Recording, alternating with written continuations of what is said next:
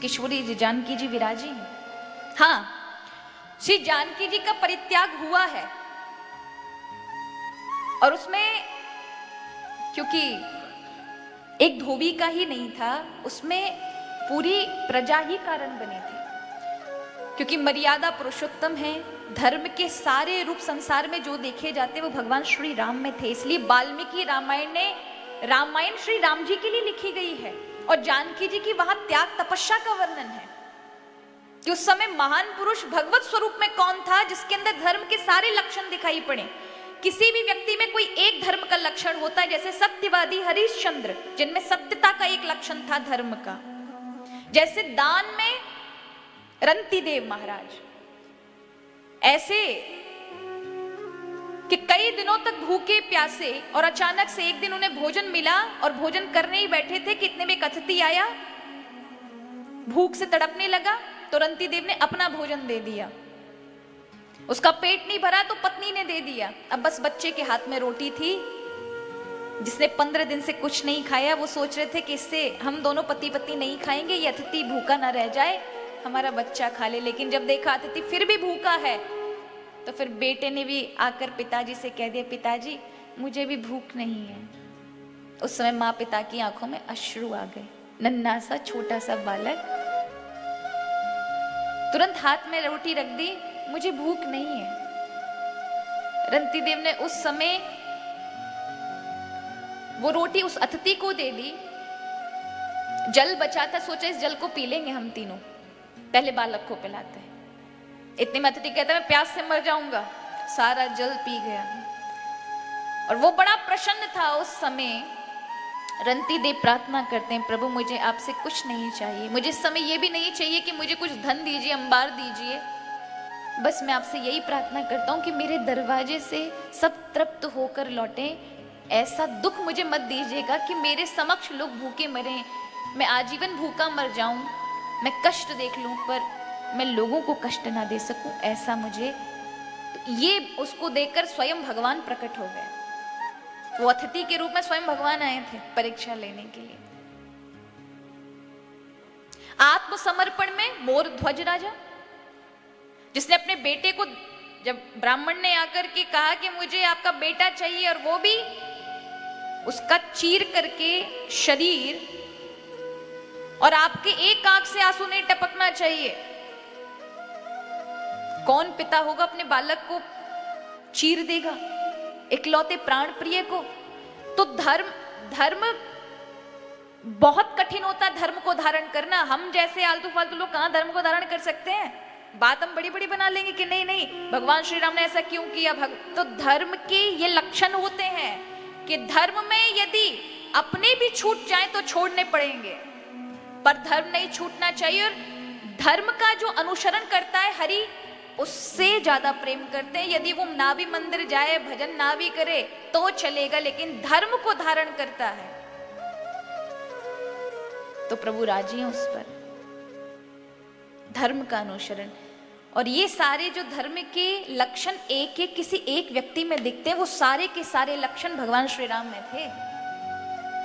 वो सारे के सारे लक्षण, इतना त्याग,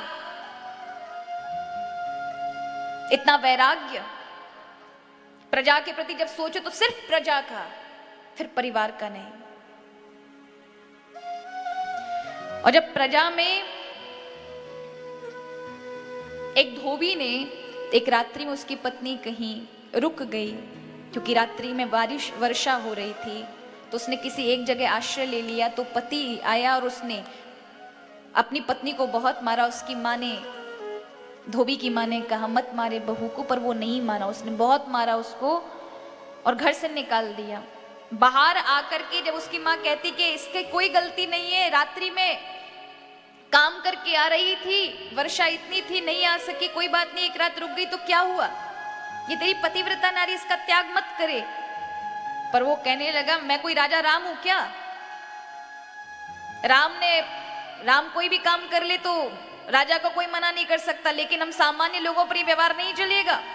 मैं राम नहीं हूं जो रावण के यहां से रखी हुई सीता को अपना लिया, मैं इसे छोड़, मैंने त्याग कर दिया। जब ऐसा कहा बार बार ऐसे कहने से लोगों में फिर बात फैल गई। धीरे धीरे बात, ये पद्म पुराण के अंतर्गत पाताल खंड की कथा है। तो फिर धीरे धीरे प्रजा में कि हमारे सामने अग्नि परीक्षा तो नहीं हुई, बांदरों के समक्ष हुई, किसने देखा। और फिर वही बात भगवान श्री राम के पास, तो वो कैसे अपनी धर्म पत्नी को कह दे कि तुम अग्नि परीक्षा ले लो, ये सीता का अपमान ना होगा। तो मौन हो गए। उन्होंने कहा सीता तपोवन में जाना चाहती थी, तुम तपोवन के बहाने सीता को छोड़ो। लक्ष्मण जी जाते हैं और वाल्मीकि ऋषि के आश्रम पर छोड़ आते हैं, जहां वाल्मीकि ऋषि रखते हैं। लेकिन अगर देखा जाए तो हर एक के पीछे कोई ना कोई कारण है। पद्म पुराण के अंतर्गत सीता जी ही इसका कारण बनी है। उनका परित्याग किसी कारणवश हुआ है। कथा आती है कि जब सीता जी बहुत छोटी थी तो अपनी सखियों के साथ वहीं पास में एक गिरी पर्वत था, उस पर चढ़कर चली गई घूमने के उद्देश्य से। तो उसी पर्वत के ऊपर एक पेड़ था जिसमें सुक और सुकी रहते थे, एक तोता और तोती। वो वाल्मीकि ऋषि के आश्रम में प्रतिदिन रामायण सुनते थे, क्योंकि भगवान राम के जन्म से करोड़ों वर्ष पूर्व श्री वाल्मीकि जी ने रामायण, भगवान के पूरे जीवन चरित्र को लिख दिया था। तो ब्रह्मचारियों को श्री वाल्मीकि जी रामायण सुनाते थे, पढ़ाते थे, पठन पाठन कराते थे। वो सुख सुख भी सुन करके आ गए थे। तो वो सुकी अपने तोते पति को, सुख को राम कथा सुना रही थी कि एक राम होंगे अयोध्या में, उनका ब्याह इसी मिथिला की एक जनक नंदनी जानकी से होगा। फिर वो बड़ा राज्य करेंगे, धर्म के मर्मज्ञ होंगे, उनके पुत्र होंगे। ये सुनकर जानकी जी मन में सोचने लगी कि ये तो मेरी कथा कह रहे हैं, इनको सब पता है कि मेरा विवाह राम जी से होगा, और आगे क्या क्या होगा अगर ये मेरे हाथ लग गए तो मैं अपने आगे भविष्य की बातें भी, कि मुझे कब राम जी मिलेंगे, कैसे हैं राम जी, कैसे दिखते हैं, ये सब मुझे सुनने को मिलेगा। तो उन्होंने दासियों से और सखियों से कहा कि ये सुख सुखी को पकड़ लो। तो सुख सुखी को पकड़ लिया गया। सीता जी उन्हें अपने साथ ले आई और उनसे कहने लगी कि मुझे कथा सुनाओ। तो जब उनकी उत्सुकता देखी तो सुख सुखी पहचान गए कि यही जानकी जी हैं। तो उस समय चरणों में गिर के सुख सुखी ने कहा, जानकी जी हम पहचान गए कि आप ही हैं। तो आप जगदम्बा हैं, भवानी हैं, सब जानती हैं, पर फिर भी हमारे मुख से सुनना चाहती हैं। हम वाल्मीकि ऋषि के आश्रम से कथा सुनकर आ रहे हैं, हम हर बार सुनते हैं। तो भगवान होंगे अयोध्या में और वह मुनि के साथ आएंगे, तुम्हारे यहाँ धनुष का आयोजन होगा, तब धनुष को तोड़कर आपके स्वयंवर को जीतकर भगवान श्री राम के साथ आपका पाणी ग्रहण होगा। जानकी जी पूछती हैं कैसे होंगे राम जी, कैसी भुजाएं होंगी, कैसे बाल होंगे, कैसी आंखें होंगी, कैसी चाल होंगी। और वो जब सब कुछ वर्णन करते हैं तब जानकी जी उस दिन भोजन नहीं करती। सुनते सुनते सुनते सुनते अब सुख सुखी कहते हैं हमें जाने की आज्ञा दो। तो जानकी जी ने सुखी को पकड़ लिया कि तुम बहुत अच्छी कथा कहती हो, सोने के पिंजरे में रखो, जब तक राम नहीं आएंगे तब तक जाने नहीं दूंगी। यहाँ सब कुछ सुख मिलेगा तुम्हें, क्योंकि तुम्हारे मुख से सुनकर कथा मुझे बड़ा आनंद मिला है। जब ऐसा कहा तो ये देख करके